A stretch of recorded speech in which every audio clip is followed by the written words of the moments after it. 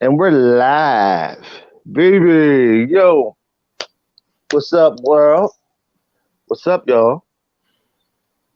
This is the In Your Face show. And this is the 76th episode of the In Your Face show.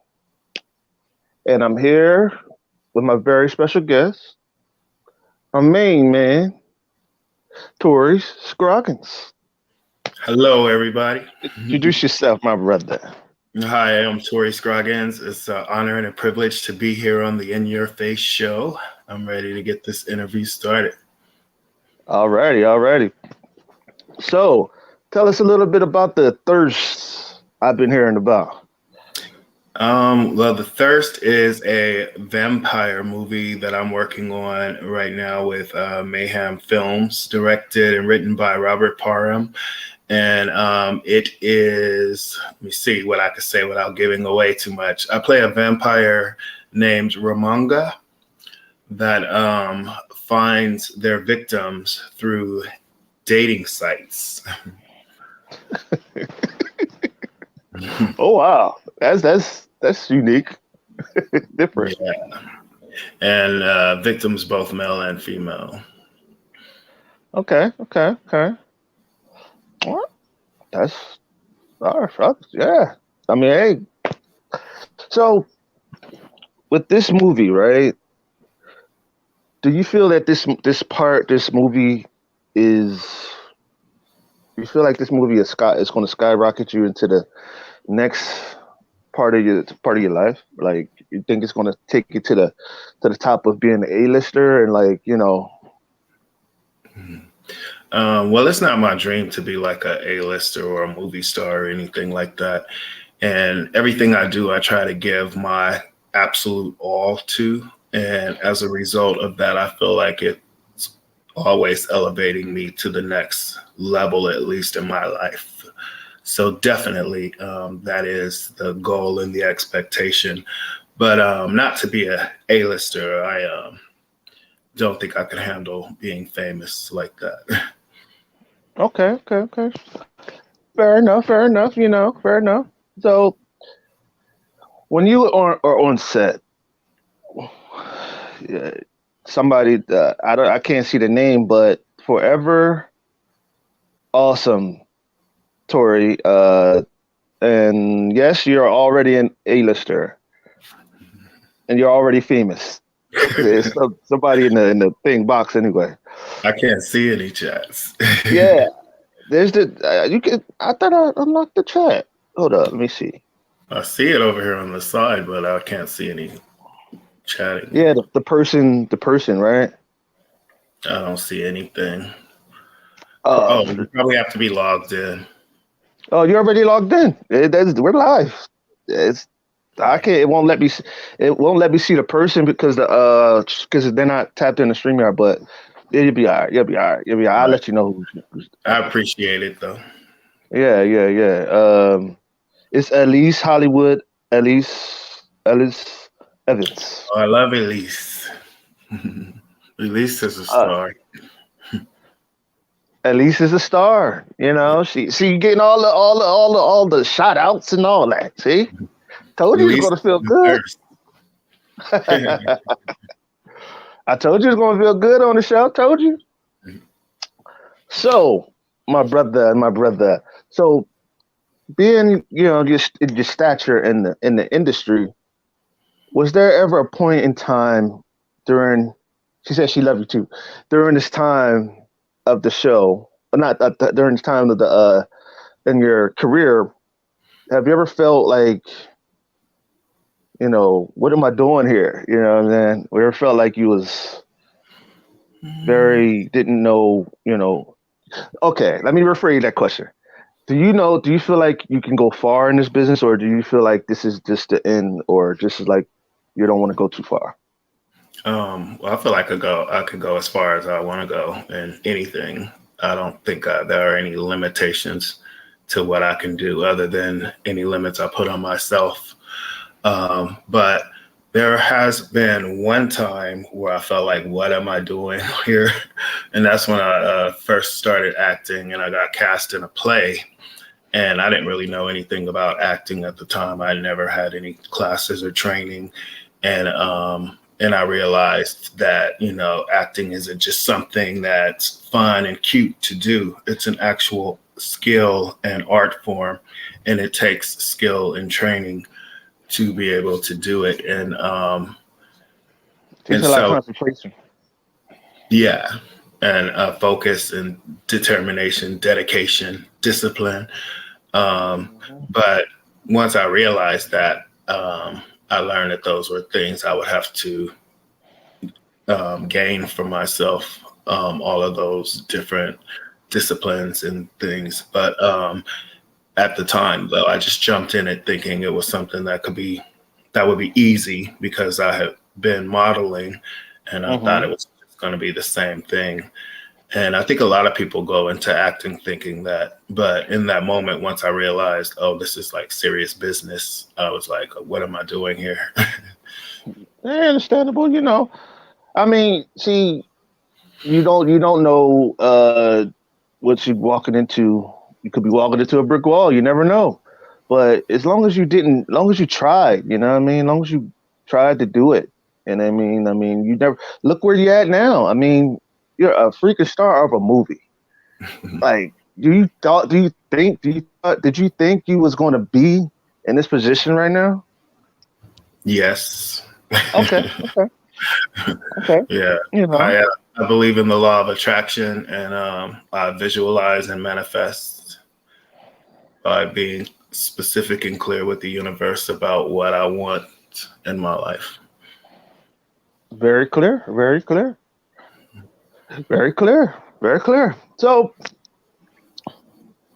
was there ever a point in time when on stage and on set, did you ever feel like you was did you ever feel so down sometime in the times, when you was on set before? Have you ever felt like down, very Um, you mean as far as the work is concerned, or as far what? as like have you ever came on set in a bad mood, like just had a bad day before being called on set?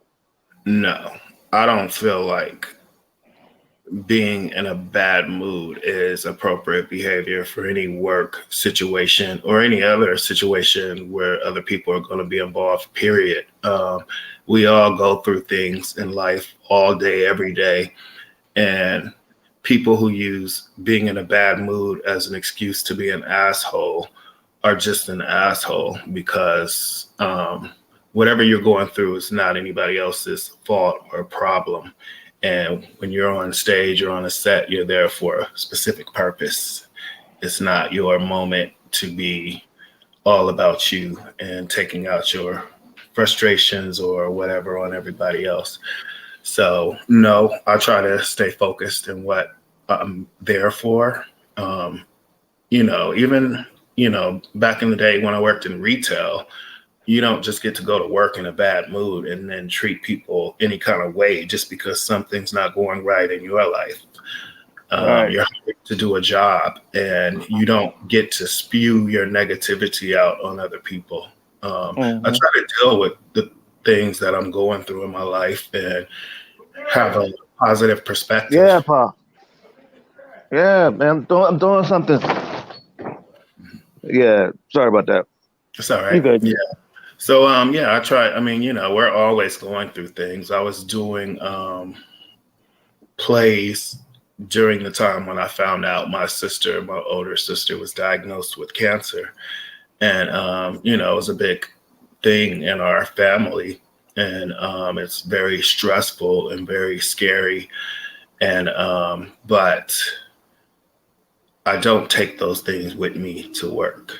I Right. don't know Right. what anybody else is going through backstage. And so I can't come assuming that I'm the only person dealing with something and everybody needs to, um, appease me. you know, I don't, Understandable. I can't stand people that behave that way. And I don't tolerate it either. I'll call somebody out in a minute. Ask anybody. Right. Right. Right. Right. I feel you. I feel you.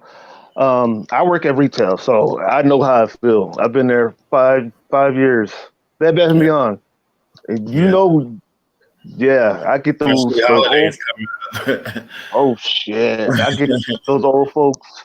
It'd be Yeah. people coming in that Vice store. versa. Be I don't hell let yeah, people don't have the right to come in and treat you any kind of way just because whatever hell they're yeah, going through in life. And I'll let somebody know that very quickly. yeah. I hate that policy where the customer is always right. Hell no, it ain't right. You know, right? No, Yeah. yeah, can't stand it. But enough about the retail, whatever. Nah. So you being, on set, right? I'm painting a picture. You know what I'm saying? You being on set, and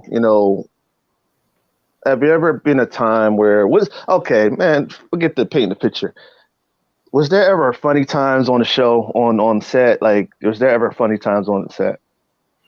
Always, every day. Um, I just recently started doing film acting again, so I have not spent a whole lot of time on set in recent years, other than the couple of films I've done in the past couple of years and the one I'm doing.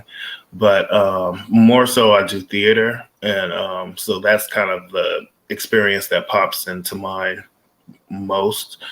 Um, but yeah, like something funny always happens, and you have to stay in character. Hmm. One example I'll give you is I was doing a play where this family comes together for a summer vacation in the Hamptons, a Black family, and when they arrive, the mother is mysteriously not there, and the dad's there by himself. It turned out he did something, and she threw him out or something. They're arguing, but the two brothers come home, and they're spending the summer with their dad, and they both bring their girlfriends. And my character, his girlfriend is white, and he doesn't want to come out and tell the family that, so he tells them she's Italian. Hoping that it will come across a little more, acceptable somehow. And and then the father, the patriarch of the family, my character's father, is like a very much a ladies' man. And so as soon as he comes into the scene and I introduce him to my girlfriend, he starts speaking to her in Italian. And the reality is, she's just a Italian American, never been to Italy, never spoke any Italian. She's just a white girl. And and so the actor that was playing my father, he was having a really hard time with the Italian that he was supposed to speak in the play. And every night, when he would come and do the scene, I would see it in his eyes, like right before he starts to speak the Italian, like there would be such a fear in his eyes. And one night, what happened, it just made me burst out laughing. And then he burst out laughing. And then all the rest of the actors burst out laughing. And that's how the scene ended. And the audience, they were laughing too, but they didn't realize that wasn't how the play was supposed to go.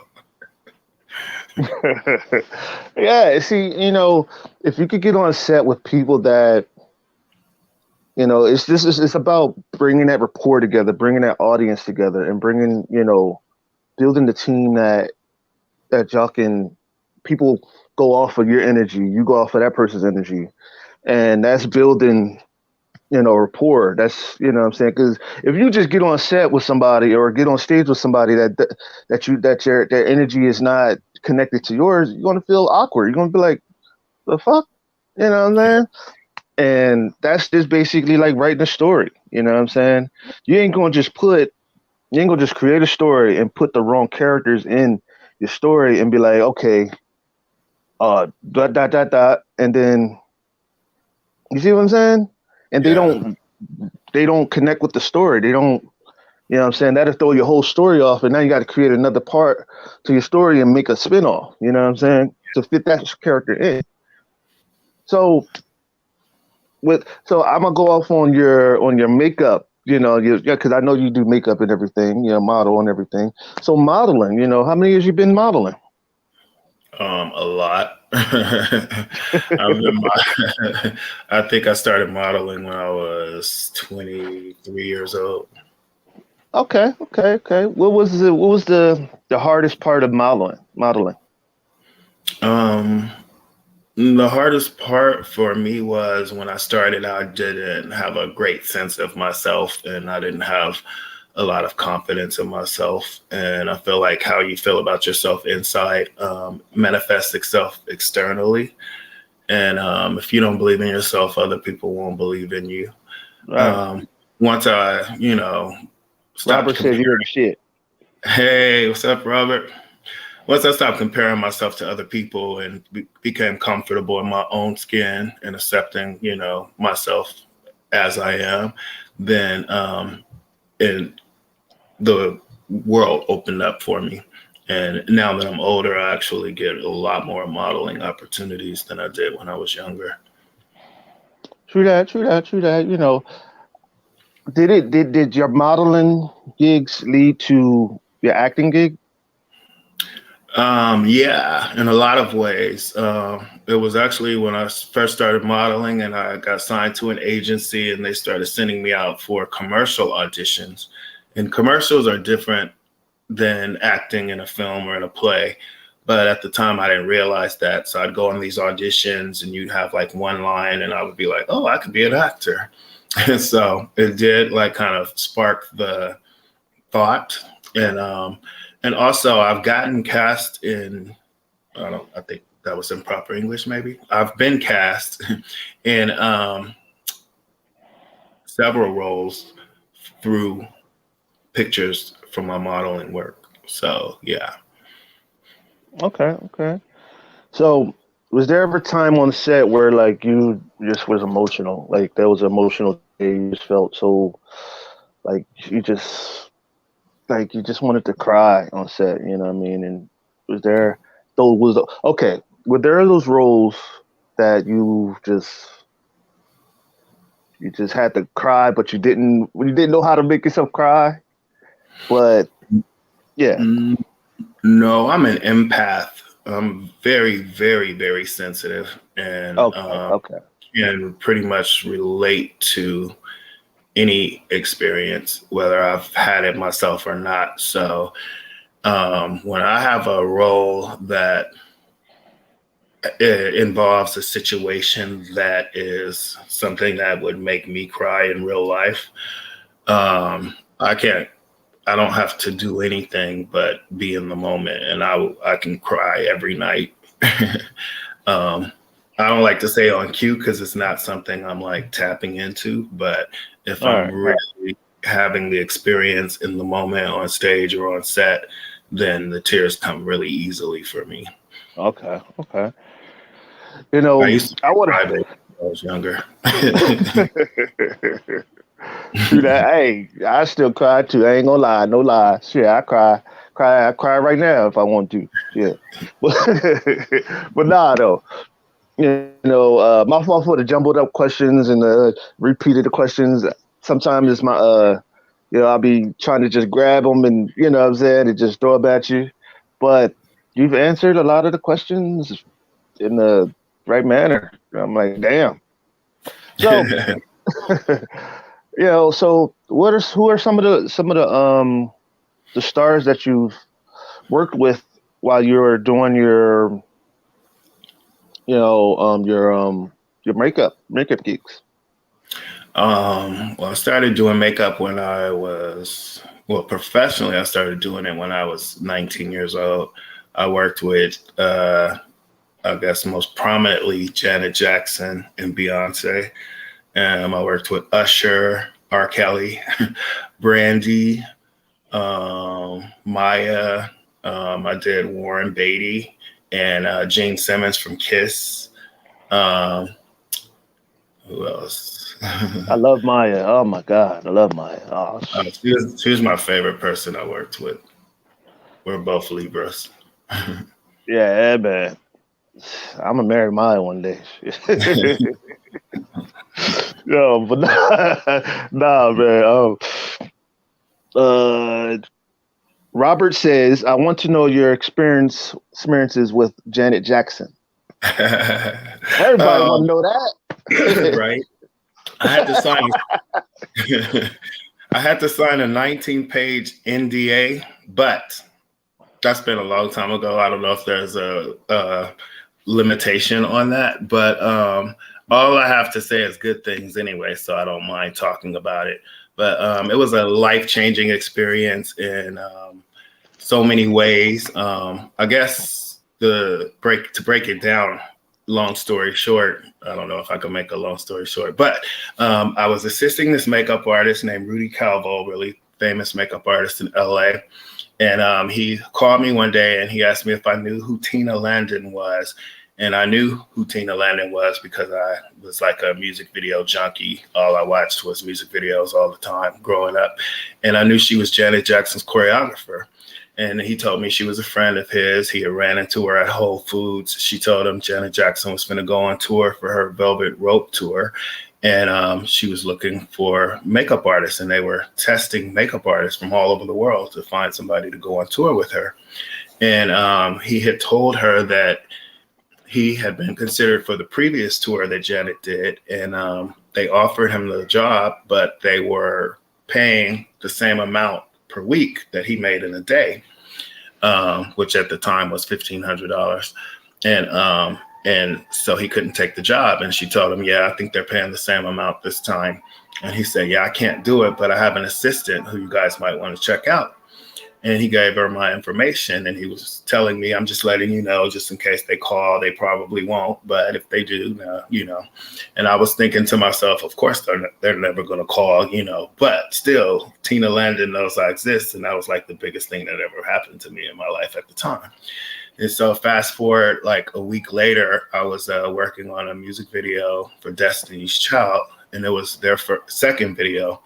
And nobody really knew who they were at the time. They weren't really huge yet. So, but I was working on their video, and I got a call from Janet Jackson's road manager, and they wanted me to come and do a test makeup for her tour. And so it was scheduled for the next day. They were doing the tour rehearsals at the Sony movie studio lot. And so I showed up there and got on the sound stage where they were at. Somebody let me in. As soon as they opened the door, they had a big sound stage that was turned into a dance studio with mirrors all over the walls. And so as soon as the door opened, like right in front of me, Janet Jackson was sitting on the floor, Indian style, facing away from me, but in front of a mirror, and our eyes connected. And I just wanted to pass out. And then like right in that moment, somebody came and said, I'll take you to, get your stuff set up. And then they took me she had a trailer on the lot. And they took me into her personal trailer and left me in there. And it was just me and Janet's dog. And I was really scared of dogs at the time. And it was a big dog. And I was like, this dog could lick me, do whatever it was. Like, I'm here. And so then I was going to be doing makeup on one of her dancers for the test. And so I'm setting my stuff up. And then one of her dancers walked in, a girl named Shawnette, who I knew from the videos and stuff. And so I started doing her makeup, and we're talking and stuff. And she was like really kind of making me feel relaxed. And we knew some mutual people, and we hung out at some of the same places. And so we were really kind of hitting it off. And then like in the middle of it all, Janet walked in. And then I was just like, oh my God, I can't believe this is happening. I've watched her on TV all my life, on Good Times and Fame and Different Strokes and all of it, And so she sat down on a couch in the trailer, like right behind Shawnette, the dancer. And so it was like right in my eye line. And I was just so nervous, but trying to act normal, like this is just a normal thing. And then like I had on my Lucky t-shirt at the time, which was a Marlboro t-shirt, like the cigarette brand. And I didn't smoke cigarettes, but I just liked the t-shirt and thought it was my Lucky t-shirt. And so Janet asked me like out of the blue, did I smoke? And I was like, so disoriented that I just answered not cigarettes. And she laughed. And at the time, I was like, "Oh my God, what did you just say?" And so it went. It kind of, went that's how it went the whole time. And then afterwards, when we were done and everything, I had this we used to call a comp card. And on the front of the card, you have one of your pictures of your work, and then on the back, there's four little pictures. And so as I was leaving from the test, it dawned on me because as after I finished, Shawnette the dancer left, and then it was just me and Janet in the trailer, and I'm packing my stuff and like just thinking this is so unreal. And as I was about to leave, something told me give her your card. Because I didn't think I was going to get the job, but I figure if every other makeup artist in the world died, then she'll remember she had my card. And so I handed her my card, and then I left. And then the next day I found out that I got the job. But I think the most important part about that story is that on that comp card, on the front of the card, the main picture that I had on it, we used to do these things called, well, we still do test shoots. When you're building your portfolio to show examples of your work, you collaborate with the model and the photographer and everything, and everybody's working to build their portfolio. And when I would do these shoots, I would always just say to myself, only in my head, like, today, when you do this girl's makeup, I'm going to do it so good so that one day when Janet Jackson sees this picture, she's going to want me to be her makeup artist. And I had done that with that picture, and I didn't even remember until like years later when I learned about the law of attraction. And I realized that that's what I was doing, is I was manifesting what I wanted. And so I had taken that picture with the ideal that Janet Jackson would one day see it and hire me. And she commented on the picture when I handed her the card. Wow. Basically, you spoke it into existence,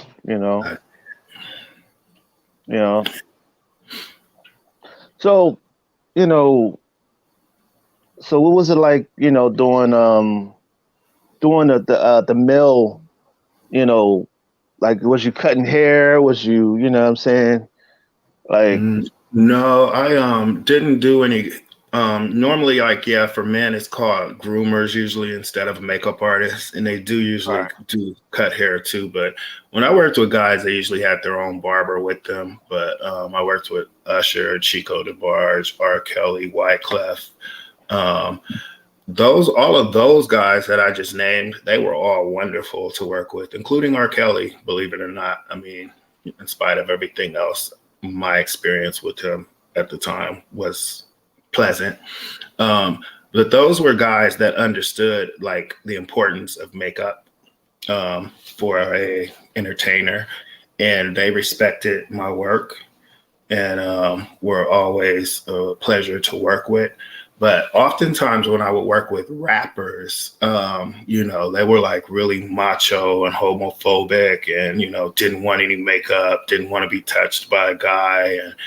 But I often found that people that didn't make that correlation between those little details, not just makeup, but anything that's necessary for an artist in the industry, those people didn't ever really go very far.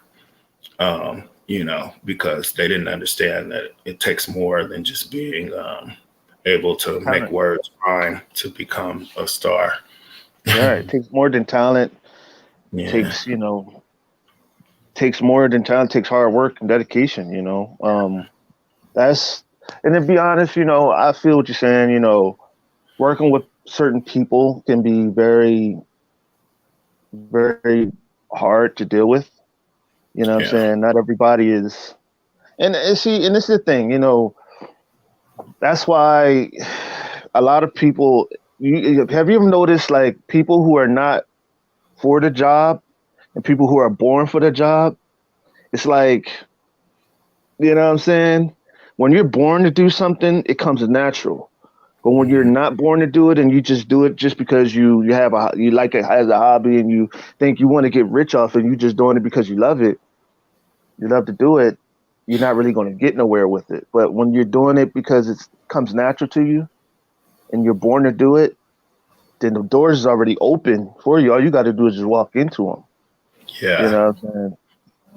And that's so I understand exactly what you're saying. It's very, very integral with that situation, with those situations. Not everybody is good to work with. Yeah. But Also, I could say statistically that anybody who I worked with ever that was an asshole or a diva in any kind of way, they're not mentioned anymore. They're not relevant anymore. They didn't never make it to a certain level.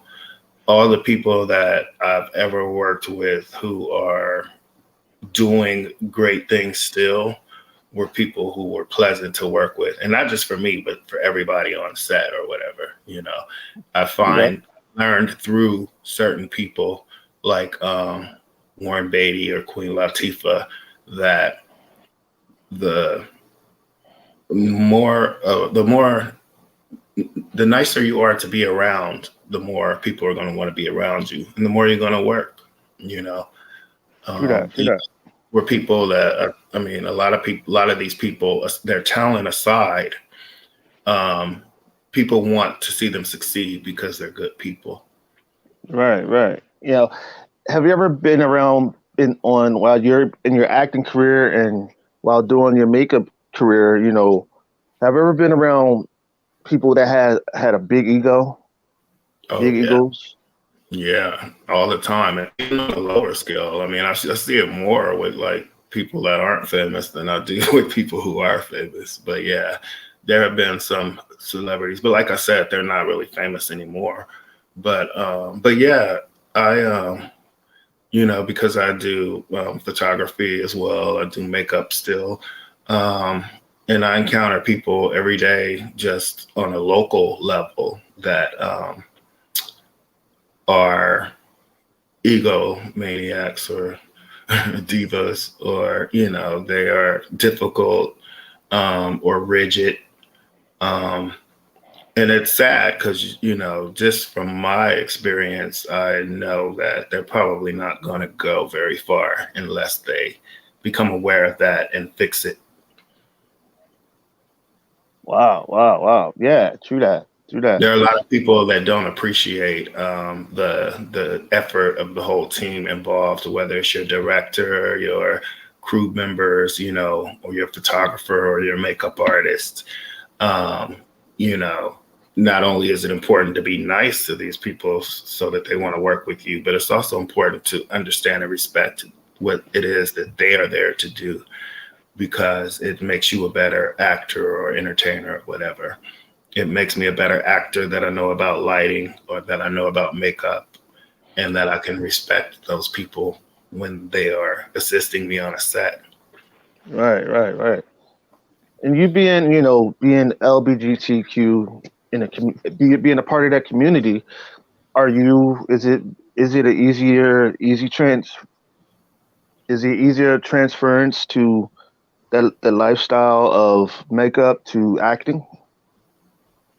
I don't really understand the question. Okay. All right. What I'm saying, sorry about that. With the mixing up the question. Sorry, I'm trying to get it out. It's coming to me like as ask the question, but it's like okay. You being in the LGBTQ community, right? Being in that community, do you feel that whoever said what? That Don't worry about it. I'm asking the questions. You not. Anyway, was me. that was you. No. I know. I ask weird, some dumb questions sometimes, but that's me. That's me. I don't Yeah. care. Shit, it's a question. You know what I mean? But you being, a part of that community, right? And when you come across people that are very homophobic, right? And when you come across people that are homophobic in the acting community, in the acting industry, how do you attack that situation? You mean if they're like acting that way personally towards me? Yeah, if they're like, I'm trying to get the question out by not trying to offend you in that type of way. You get what I'm saying? Just say Trying it. to be. I'm not Yes. trying to be offensive, you know what I'm saying? But okay, in that community, right? When you're part of that community, do you get people coming at you in that homophobic way, like on a Um, daily basis? in a passive aggressive or systematic way, yes. People don't approach me in a homophobic way Okay, sorry for being so. directly Yeah. because they probably don't want to get their ass kicked. But I do get every day, all day in my life from people who just, just little micro aggressions, like when guys are like having a conversation with you and it's like, yeah, hey man, hey bro, dude, let me tell you something, man. Hey bro, and it's just constant to a point where you can understand, where you can recognize that they're insecure, and they're Oh, overdoing okay, okay. it. And they put more bass in their voice, or they just act a certain way and just act very uncomfortable around you. Or guys will constantly say, just in general conversation, you can be talking about the weather and they'll be like, oh yeah, it's supposed to rain tomorrow, because I'm straight, and have to keep throwing that out, just stupid stuff like that. Shoot that. Really They feel annoying. like yeah, I see what you're saying. I don't know what it means to be a part of the LGBTQ community. That's not like, some kind of organization or whatever. I mean, there I is a, mean, you know, 'cause a lot of it comes, it's systematic, and you know, being, I didn't understand, I didn't know at the time you was, what I'm saying? So my apology, just be, I didn't want to put you in a category or anything. I just wanted to come at you straight, you know what I mean? yeah, I appreciate that. Yeah, I don't label myself or limit myself in any way whatsoever. And I don't Right, let right, right, label me and put me in boxes. right, right. Very understandable. A part of our culture as Americans and our society is to want to label everybody, and I feel that the reason people do that is to try and determine, am I above you or am I beneath you? Right, right, right. Hierarchy, and when somebody knows you're black, for example, a white man, he automatically knows that based on our culture and society, he is above you, you know. That's why people are always asking what your sexual preference is, because they can't see that always. And so they want to Can you know so that they can know what box they can put you in. And I can you don't, see that? yeah. Amen. Thank you, brother. Amen, amen. Yeah. I Yeah, mean, yeah. So I don't wear any labels. well, yeah, yeah, I very much understand. That's why I was trying to get that question out the right way, because I wanted to be straight with you, and I didn't want to just come at you and like, oh, well, since you're gay, I didn't want to come at you in that type of manner, you know what I mean? I wanted to be very respectful and very, humble about it, you know what I'm saying? I appreciate it. But yeah, it's like, I just want people to understand in general that it's a lot broader than all of that. To me, I mean, I could be wrong. I don't know. But my definition of being gay is a lifestyle. And I believe it's like, you want to marry somebody of the same sex. You want to, go on dates with them. You want to be romantic with them and cuddle or whatever. And homosexuality is a act. I So knew it. I knew it. I knew it. That's damn. I am sexually attracted to men, but I don't want to marry a man. I don't want to date a man. I very rarely like to even have conversations with a man. but Right. Very but understandable. yeah, I like having sex with men. So I don't Very identify understandable. as gay at all. And I think that's why we have such an issue with the issue of men being so secretive and closeted about being trans attracted, because they don't want to be put in that box as being gay, because they don't have the same ideals and tendencies as a person that identifies as gay. And so we just want to put them in a box. You know what I mean? Oh, Right. that's a man, you're attracted to a man, you're gay. We don't get to decide for anybody who or what they are, and definitely not me. Nobody Right. gets to decide for me. Right. That's judgment. That's a judgmental spirit. You know what I'm saying? And That's real. America. Yeah. Hell yeah. That's to be honest. You know, if you, that's like, that's why I meet all my life like that. Like I've always been put down on my life. I've always been told, "Oh, you're big for nothing. You can't do this. Can't do that." So I understand what you're talking about when you're being judged and you're being put in a box and you're being labeled as something that you're not. And so I understand what you want to be viewed as a person, not just a label. You know what Hmm. I'm saying? And Yeah, right, right. I understand, and that's why I came at you the respectful way because absolutely. Yeah, I like I appreciate. said, I know how to talk to people and when that person said what, it was like, damn, like yeah, give me a time. They Shit. could tell you. They could tell you were beating around the bush. Nah, That's cause nah, cause the way cause like I don't like to, what I'm saying, hurt nobody or offend nobody.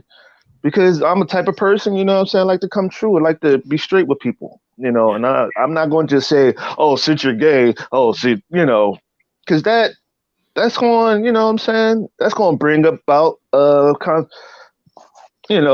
some bullshit. And then you got to throw fists. Sometimes fists going to be thrown and you're not going to want, you know what I'm saying? So, like I said, I want to, just be respectful, you know what I'm saying?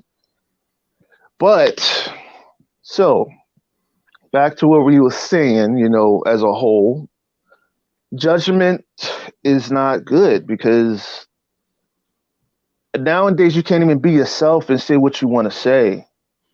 You know what I'm saying?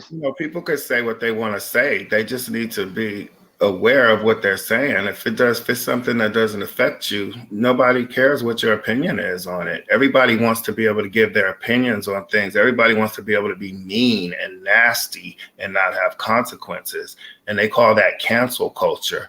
I call it consequence culture. It's like, yeah, comedians have every right to say whatever they want to say, but they also have every right to not be patronized by the people that they are harming, because I always used to think comedy was self-depreciating humor. The comedians I used to love made fun of themselves. Now people go for the cheap and easy joke. They know if they have an audience of all Black people, that it's going to be an easy laugh to make homophobic comments or transphobic comments, not caring about the fact that those jokes and comments make it acceptable to murder and harm these people. So yeah, Right, there are consequences for what you say and what you do. We're not right, at a time where you can't say anything anymore. The problem is people can say anything and don't want to have consequences. So right. So, I will be glad when people stop saying that. You can't right. say it anymore. That's why, when you say Why certain do you want things, to say something that's harmful anyway? right, right. True that, true that. That's true. That's It's why like when you when white people are always asking you, why can't we say the N word? Why do you want to so bad? exactly, like, why you want to say the N word? Because we say it. We say it because we are greeting our brothers and sisters. Greeting our brothers, and that's because y'all already labeled us niggers. So we use it as a way to greet our brothers. We use it in an indirect way to communicate with our Black brothers and Black sisters. You know what I'm saying? Like, for example, okay, some guys call females bichs, but not we're not calling them in a way of disrespecting them. We're calling them, talking to them and greeting them in ways. And I know there's better ways to greet a woman, but we are greeting There's them. no way to get around that being disrespectful. I get that. I get that. It's And I understand that. disrespectful to me when I hear a Black man say nigga, but Yeah. the world we live in, I have to tolerate it, and now I have to tolerate hearing white people and Mexicans say it too, you know. All right. And but yeah, there's no respectful way to call a woman a bitch. Right. And that's why. That's why And any guy who does that doesn't deserve to get laid. yeah. I try to refrain myself from calling them that. You know what I'm saying? It shouldn't be hard for you to I refrain, but I'm we're I'm all a work in progress. Hold on for a second. Somebody calling me. But you know, that is a that yes, that's because I'm at fault my damn self. You know what I'm saying? When I get mad, I'm just being honest. You know what I'm saying? I go straight for the B word. But me as a person, it's a very different situation because we get so we we get so comfortable with it. You know what I'm saying? We hear everybody around us saying it, so you going to see it yourself. You know what I'm saying? And that's what happens. You know what I'm saying? Yeah.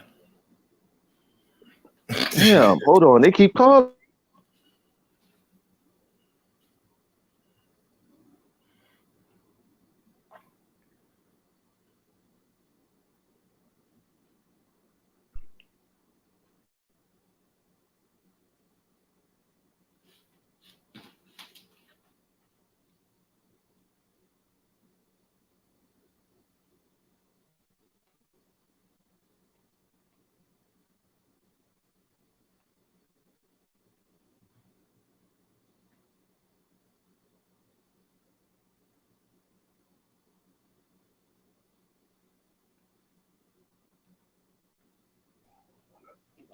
Sorry about that. It done clicked off. It's my fault about that.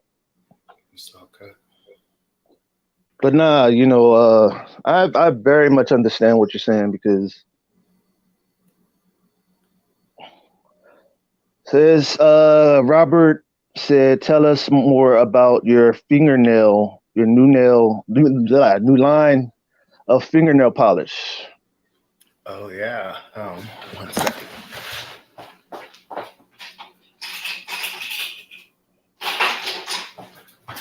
Okay, so yeah. Um, we are teaming up with this brand called Naps and Nails, and they made a special color to coincide with the eventual release date of the movie The Thirst, and the color is called The Thirst. And you could follow them at Naps and Nails on Instagram to find out how to purchase it, and also follow The Thirst movie on Facebook to follow our journey in completing this awesome film, and also to get all the information about screenings and where to watch it when it's finished. True that, true that, true that. Hey, go on and get the nail polish. If y'all, that's what y'all want, go and get the nail polish. You know what I'm saying? Do your thing. But yo, you know, something funny happened to me yesterday. I went to Five Guys, right?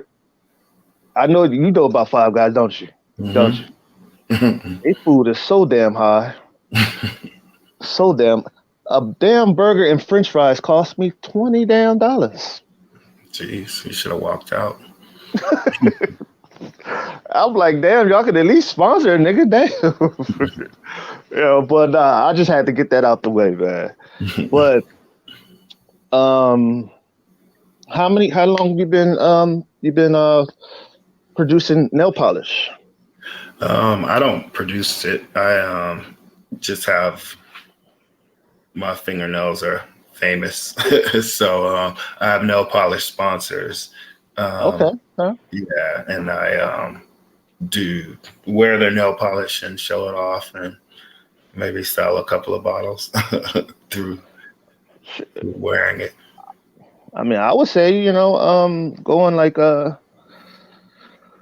LinkedIn or somewhere around there. You know what I'm saying? Like LinkedIn to sell your bottles and stuff like that. Because there's a lot of places you can sell them. You know what I mean? I don't actually sell them. I just am like a spokesperson. Oh, okay, okay. I feel what you're saying. I feel what you're saying. So, is there? Do you feel that you've made it in the acting the part of your acting thing, or do you feel like you're just beginning? Both. I feel like I'm always just beginning, but I also feel like I am exactly where I'm supposed to be. Um, Doing the thirst is definitely a bucket list thing. I always felt like I was supposed to play a vampire, and now here I am, and it's just hard to describe, but it's almost everything I imagined and then some. Okay, okay, okay. You know, I really want to see this movie. Y'all talk about it so good, so bad. Like I'm like, damn. I want to And it see it gives too. it gives That's off not that always the case, but I really want to see it. it gives off that Blade, gives off that Blade type of energy. You know what I'm saying? With the cover, the thirst cover that you sent me, it Mhm. gives off that Blade type of energy. You know what I'm saying? Like only if y'all had the like a ass kicking Blade character, man. See y'all, man. Y'all got some. We have several ass kicking Blade type characters in this movie. Okay, Um, yeah, we have the legendary Hawthorne James is going to be in this movie. Um, okay, um, I've never actually seen Blade, but I think our movie is going to definitely be sexier. But okay, it's got some humor in it and action as well. Um, it's just going to be a really awesome movie. A lot of unexpected. okay, okay. So during this movie, right? What is the part of the movie that makes you feel like this is going to be a hit? Well, we're still filming it right now, so I have been privy to some of the dailies, like Hmm. little clips of things we just shot. So I just have a really good feeling. Oh well, shit. Well, yeah. I mean, I mean, I've just heard. like in little clips, like I'm like, wow. So I Uh, have to try to imagine it all as one whole movie and think like, okay, well, if it's like going like this, then we're on to something good. see, all the movies that Robert does, he aces them, man. Like, Yeah, see, he got to be put on one of the big movies, man. Like, I'm telling you, man, it'll be great. So, you will. yes, I know he will. He's real good, real good. So, He's a hustler, a hard worker, and he's always out there grinding. And when you move like that, you have no other choice but to keep accelerating and evolving and growing and moving forward. so true. Yeah, right. True. So, out of all the people that you've worked with, who are some of the people that mentored you in to being the actor that you are today? Well, I've had a lot of really great mentors in my life, and I think that's a really good question because I think that is so important for anybody wanting to do anything in life. Find a really good mentor, and I've been blessed with so many. One of them, the makeup artist I mentioned earlier, Rudy Calvo, really opened a Hmm. lot of doors for me, and I met him through my main mentor, Michael Moore, amazing photographer in LA, legendary fashion photographer. I used to be his assistant, and he like really changed my life. I, have as far as acting though specifically. Oh, my mentor James Wheatley, great director, entertainer, and artistic director of Celebration Arts Theater in Sacramento, has really probably been um, the most influential mentor as far as my acting is concerned. Okay. Okay. So, you know, how do you feel about, some of the movies that are out? You know what I'm saying? Like, give me your five favorite movies of all time. Five favorite of all time, definitely Goodfellas, number one. Casino, probably number two. Um, Color Purple. I Um, heard they about to remake that too. oh God, please don't. Uh, what else? I love. They cannot make Whoopi Goldberg's character all over again. Don't do it. Don't do it. Yeah, and then a lot of my really favorite movies are independent movies that aren't really well known. But yeah, I have a lot of favorite movies. I love to watch movies. They actually about to make a New Jack City a play Oh, on stage thing. interesting. That could be Yeah, good. because Alan Payne is from New Jersey. He's actually playing G Money Oh, in the play. You know what I mean? The actual character. But okay. Do you think all the movies that you've seen years back and to the movies that you're seeing now, do you think movies have evolved, or do you think they are, you know, like, yeah, yeah, the movies have evolved. The industry um, in the commercial aspect has devolved. That's a difference that I think we noticed. Like you just said, they're talking about remaking The Color Purple. Clearly, the A-list Hollywood chain is out of ideas, but right? so that part I think of the industry is kind of dying. Um, Hmm. you know, with the exception of the action films and the comic book hero films that are still doing very well. Hollywood as a whole doesn't seem to know where it's going or what to do next. But the streaming services are kicking ass and creating opportunities for people like Robert to come in and have a voice and make the kind of movies that we never would have gotten to see before. And now we, as audience members, have so many more options. You can go to any one of these streaming services and see movies that originally wouldn't have been shown in certain theaters or wouldn't have been shown in a theater at all. You know, so now we have more access to see a lot more diverse art, and the creators have a lot more access to be showcased now. True That's that. that's a good thing. Very understandable. Yeah, because like from more of the movies are more darker now. You know what I'm saying? More darker and more fear based rather than even the comedies are more darker and more like It's more like reflecting the times, yeah, and I'm like it's weird. but it's life isn't always roses and butterflies. So Right, true that, true that. So do you think that, Hollywood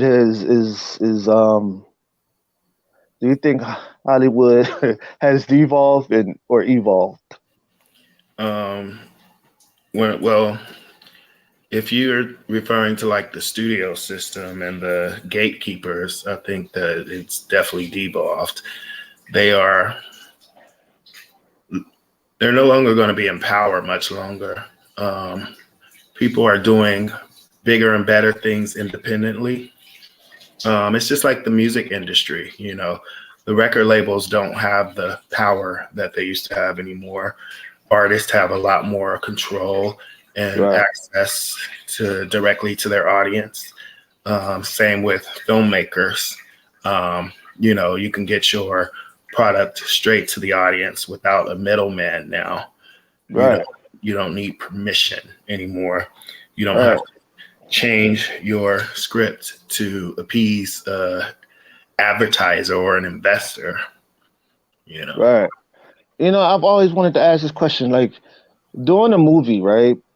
Do you have to have lawyers involved, like where you have to, where like if you want to sign on to a movie? As an actor or as Yeah, like a, an as an actor, kind of. Yeah. no. I mean, well, I think when you're if you're like dealing with a studio or whatever, it would be nice to have an entertainment lawyer.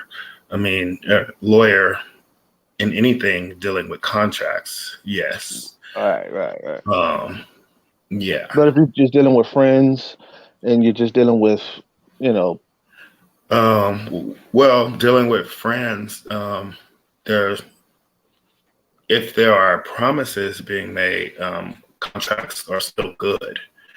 okay, yeah, true that, because In friends some can fuck you over. cases, yeah, but in situations where you're working under the understanding that we're all just here to create and Right, grow together and make great things, and that's different. You just right, do right. you're doing it for the art and for the love of it. But if somebody approaches you and says, hey, I think they call it a um, back end deal, or there's another word for it, but a lot of times someone will approach an actor and say, you know we're doing this film, you're not getting paid, but if the movie gets picked up, then you will get a certain amount of money. you know. And so in those kinds of situations, if you expect to receive that money, then you should probably have a contract or an agreement of some Right, kind. You right, know. right. But yeah, Yeah, yeah. but I can yeah, go ahead, depends go on ahead. the situation. Okay, true that, true that.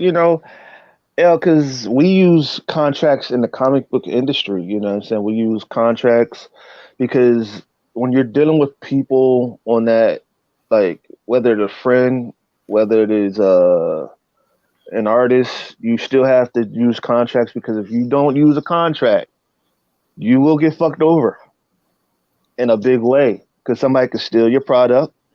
Somebody could steal, your characters, all that stuff, and you could be without nothing. You could be just be doing the work and be left without nothing, and everything can be taken away from you. So I very much know how to know what it is to deal with the legal work. You know what I'm saying? Because I say it like this: in anything, in any industry, like movies and all that stuff, that's the fun part. That's the fun, you get to lay back, do your thing part. But the hard part, the most boring part is the legal work. You know what Mhm. I'm saying? That's 90% of anything. That's 90%. Just like football. Mhm. Football is 80% mental and 40% physical. You know what I'm saying? Like your mental, you have to get the playbook down in order to go through that hole in order to tackle the quarterback. You know what I'm saying? That's like saying, like, in order to do your movie, you got to have money. You got to have lawyers involved because what if, for example, okay, your movie takes off, right? And you're promised 10% of that movie and you don't get 10% of that movie. What you going to sue, right? Even then, though, it's difficult because, I mean, and this happens with really big movies too, where the actor is promised a part of the percentage. What they don't understand a lot of times is that's only after certain other things have been paid. So Oh, I think okay. there's this big story. I think it was in Vanity Fair or something years ago about the movie Forrest Gump, and well, just generally, a lot of times these promises are made to actors or other people involved in movies where they'll get a percentage of the back end, and that you can never you can go the rest of your life and not see one penny because they can always say, oh well, we still have to pay catering or we still have to pay this person or that person, and it's a lot of legalese that can make it so that you feel like you're getting a lot of money, but in the end you're not going to really see that. So, I mean, I just feel it's best to, I mean, most actors have a rate and, you negotiate your rate and you get that. The reason why people often go for back end deals is to lower their rate up front and then expect more later. But, it's all risky because, you know, the movie industry, the music industry, these people have been doing this for a really long time. So you or your lawyers can't really outwit them in their contracts, you know. Yeah, right. I mean, Because Puff Daddy allegedly, would put his car in one of his artist videos and then he would be in the video and he's charging them for all of that. And so when they're looking for their royalties, they owe the label money. You owe Puff Daddy for every time he was in one of your videos or, he appeared with you on the red carpet or whatever. And this is the owner of your record label, you know. And I'm just using him as an example, but it's to say that there are ways where people will get over you. So yeah, in any business, you have to be on top of your business hell because yeah, it's that's just the person just being greedy. Being yeah. greedy, all up in the videos, car up in the videos, had a whole goddamn family up in the motherfucker. You know what I'm saying? Like, I pay shit. for all that. Yeah, like now you gotta see. That's the thing, man. That's a 360 deal for you right there. Um, like, cause that's why I feel for people who want to get picked up by these labels and want to get picked up by these studios and they don't know the business part of anything. You know what I'm saying? If you don't know the business part of doing things, if you're not a businesswoman or a businessman, you're going to get fucked over, whether it is silently or loudly. Well, that's why I don't feel bad for any of those artists complaining because, one, they were desperate to just be put on anyway. They would have signed anything and they did sign anything. And All right. it is what it is. And so now, you don't have a right to complain about it publicly when you sign the contract. I don't know where we've gotten into this where people think we should feel sorry for them because they signed a bad deal. Um, you I am always trying to stress to people that whatever you're trying to do, especially when people come to me and they want to be an actor or a model or whatever, you got to learn the business of what it is you're trying to get into. There's so much more to know than to just jump in, like I All learned. right. But if, I don't feel sorry for you if you didn't take the time to research the business that you're getting yourself into.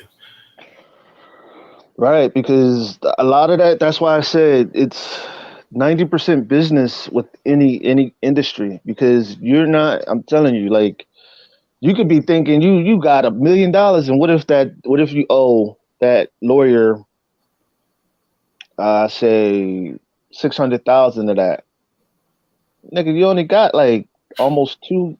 Damn, Yeah. nigga. That's why I'm like, are you serious?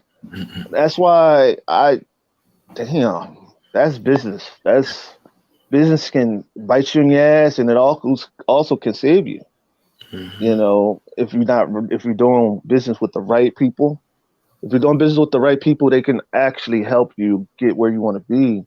But if you're doing business with the wrong people, and you know you're doing business with the wrong person, you know you're doing business with the devil, and you know he a snake. You just waiting to get bit. People do it every day. They just want to be in so but desperately, and then they complain about it as if like they didn't know about this person going in. But you know, um, everybody, we all have our own journeys, and we all have to have our own experiences so we can learn and grow. So that's what I see it as. When if you get taken advantage of or you get a bad deal, that's your lesson, and Yeah, hopefully grow from it. yeah, because you know it may look good and all fun on the outside, but in the inside, it's hard work. You better be able to swim with the sharks or get eaten by 'em. When you actually live in Hollywood, you understand that because you know, like literally just walking out your door to go to the corner store, you can get taken advantage of, you know. So you learn very quickly to pay attention and to read between the lines and to not, you know, fall for a bunch of broken promises, you know, because people are always in Hollywood telling you, oh, I'm going to make you a huge star, or I'm going to do this for you, I'm going to do that for you. You know, keep your expectations low and rely on yourself to get to where you're trying to go, you know. You know, that's why I don't trust people when they say, "Oh, I'm gonna do this for you," because people are liars. You Mm. know, and But sometimes, you know, people really have good intentions and they just can't live up to it. But right, but if you let right, them gas you up, that's your fault. true that. Damn, you gone, damn. But it's true. You know what I'm saying? I mean, I see a lot of people in the comic book industry. They come in, even like from rappers, singers that old rappers and singers that come into the industry thinking, "Oh, this is good. This is easy. I'm gonna turn my album into a comic." Do you know how much it costs to get an artist? Do you know how much it costs to get a writer? Do you know how much it costs to get an anchor? Do you know how much it costs to get a letterer? You're gonna have to get all of that, and you're gonna have to deal with. They're gonna have to deal with your lawyer. And a lot of artists are not talkative people. They're not business people. You know what I'm saying? So, and they're not people that can actually articulate what they want to do.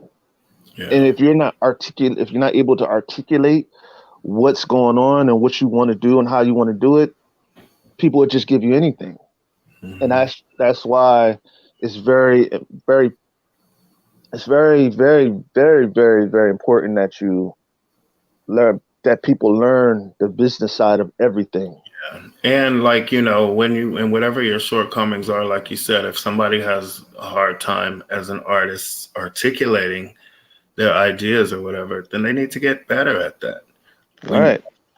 you know, you have to recognize the issue and improve it, you know, Right. and everything, you know, because at the end of the day, like I said, if they get taken advantage of, who's going to feel sorry for them? You know, Right. I didn't know better, but I'm going to look at you and be like, well, why didn't you learn that? You know, you, Right. somebody comes to you wanting to do a comic book. Why couldn't they go on Google or YouTube and find out how much it costs to get an artist or what all do I need to Right. do? You know, if they're serious, it's hard for me to take somebody serious if they're not, if they haven't done the research and if they haven't learned the business, you know. Um, Right. Truth I be mean, told. you gotta know everything, but at least show that Right. you're trying to. Then you're not just relying on, you know, your agent or your manager or your lawyer to take care of you because that's when you get taken advantage of. Right. And that's why it comes at a detriment that if you have a mind to as a businessman and see a lot of people are scared of an educated woman or a man because they know they can't just throw anything at them and think they're just going it's just gonna go over their head and they could just get taken advantage of. Yeah, You know what I'm saying? I learned this at a young age. Stand for something or you'll fall for any old thing. You know what I'm absolutely. saying? Because if you don't stand for something that you believe in, you're gonna fall for the least little okey doke that comes around you. Yeah, You know what I'm saying? You know, and that's yeah, I mean, that's the thing that people are looking for, weak-minded people. yeah, Weak-minded people and people that don't know no better. And yeah, you got a couple of yeah. them. But do you have anything else to tell to the people? Um, I would just like to tell the people to please follow me on Instagram at Tory Scroggins. Please follow the movie The Thirst on Facebook and stay posted on what's coming up next. I'm also doing a play here in Sacramento at the Sacramento Theater Company called Wait Until Dark. Opens in February. So if you would like to be kept posted on all these awesome things that are coming up, please, like I said, follow me at Tory Scroggins on Instagram. Alrighty. Well, you heard the man. You heard him. Anyways, thank y'all for watching. It's been well. It's been another awesome episode of the In Your Face show. And we out. Peace. I gotta talk to you after the show.